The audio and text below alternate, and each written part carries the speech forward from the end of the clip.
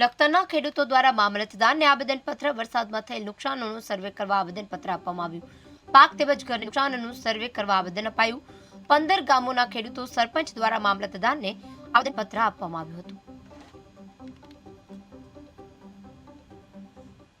તાજેતરમાં સમગ્ર ગુજરાતમાં જ્યારે ભારે વરસાદના કારણે ખેતી અને ગામતળમાં મકાનોનું ભારે નુકસાન થયું છે, એના માટે અમે આજે લખતર તાલુકાના ખેડૂતો યુવક કોંગ્રેસની આગેવાનીમાં મામલતદારશ્રીને આવેદનપત્ર પાઠવ્યું છે અને મામલતદારશ્રીને અપીલ કરી છે કે જે રીતે સરકાર દ્વારા 7 થી 8 જિલ્લાઓને અસરગ્રસ્ત જાહેર કરી અને સર્વેની કામગીરીના હુકમ આપ્યા છે, એમાં સુરેન્દ્રનગર જિલ્લાની બાદબાકી કરવામાં આવી છે.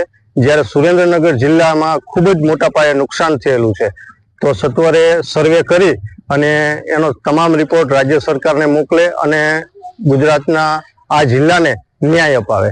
તાજેતરમાં ગુજરાતમાં ભારે વરસાદના કારણે ખેડૂતોને ઘણું નુકસાન થયું છે. તેમાં વર્તમાન સરકારે ભેદભાવવાળી નીતિ અપનાવીને આ સર્વેમાં સુરેન્દ્રનગર જિલ્લાને બાકાત રાખ્યો છે.